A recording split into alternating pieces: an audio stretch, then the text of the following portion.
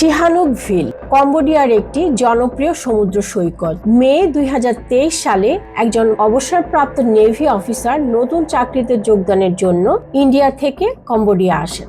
তাকে বলা হয়েছিল কোম্পানিতে তিনি ডাটা এন্ট্রি জব করবেন। প্রতি বছর লাখো মানুষ কাজের জন্য বিদেশে যান, তবে সবার ভাগ্যে সোনার হরিণ ধরা দেয় না। অনেক অজানা ঘটনা যা হয়তো কেউই জানে না। আজ আমরা যার কাহিনী বলবো তার নাম বোচা শঙ্কর। বয়স 41 বছর। 15 বছর নেভিতে চাকরি শেষে অবসর নেয়ার পর কম্বোডিয়া যান কাজের জন্য। চাকরির প্রথম দিন জয়নিং ফর্মালিটির কথা বলে তার কাছ থেকে পাসপোর্ট নিয়ে নেওয়া হয়েছিল।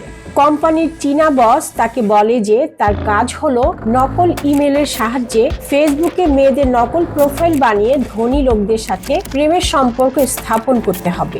শঙ্কর বলল, আমি এই ধরনের কাজ করতে চাই না, আমি এখান থেকে চলে যেতে চাই। বস তার দিকে তাকিয়ে হেসে বলল, তোমার পাসপোর্ট আমার কাছে, তুমি কম্বোডিয়া ছাড়তে পারবে না। প্রহরীরা তাকে একটি খালি ঘরে বন্দি করে রাখে। না আছে খাবার আর না আছে পানি। এভাবেই অন্ধকারে কয়েকদিন কেটে যায়।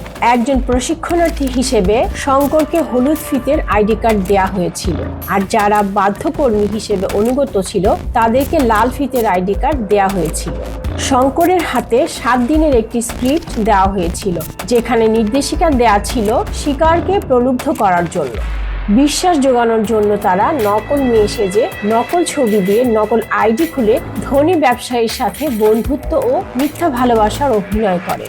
তারা প্রথমে ফেসবুক বা হোয়াটসঅ্যাপে ব্যবসায়ীদের বিভিন্ন ব্যবসা করার লিঙ্ক পাঠায়, যেখানে টাকা বিনিয়োগ করলে সহজেই টাকা দ্বিগুণ হবে। কেউ যাতে অবিশ্বাস না করতে পারে তার জন্য সুন্দরী মেয়েরা অন্তরঙ্গ ভিডিও কল করত। প্রেমের ফাঁদে পড়ে মরিয়া হওয়া ধনী ব্যবসায়ীরা নকল আইডিগুলোতেই টাকা পাঠানো শুরু করে দিত। এমনকি সুন্দরী মেয়েগুলো এসব ব্যবসায়ীদের বিয়ে করবে এমন মিথ্যে প্রতিজ্ঞাও করত। তারপর চূড়ান্ত এবং সর্বশেষ কৌশলের জন্য একটি কল করা হতো। কলটি এমন, মেয়েটি বলতো, আমি এয়ারপোর্টে আটকে গেছি, ভুলবশত ক্রেডিট কার্ড আনি নাই, প্লিজ তুমি তোমার কার্ডের তথ্য আমাকে দাও। অল্প বয়সী সুন্দরীদের প্রেমের মোহে পড়ে খুব সহজেই ধনী ব্যবসায়ীরা তাদের কার্ডের তথ্য দিয়ে দিত। টাকা হাতিয়ে নেয়ার পর সব নাম্বার ও আইডি ব্লক করে দিত।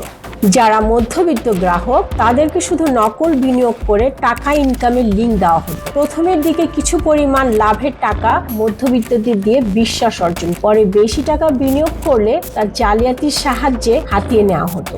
টার্গেট পূরণ করতে না পারলে, বিশেষ করে শঙ্করের মতো নতুনদের জন্য শাস্তি হলো খাবার না দেয়া এবং বেতন কাটা। যারা এই টার্গেট পূরণ করতে পারত তাদেরকে মদ, বিভিন্ন ধরনের নেশা জাতীয় দ্রব্য এবং প্রতিতা দেওয়া হতো পুরস্কার হিসেবে। যেহেতু শঙ্কর একজন প্রাক্তন নেভি অফিসার ছিল, তাই তার কিছু কৌশল জানা ছিল।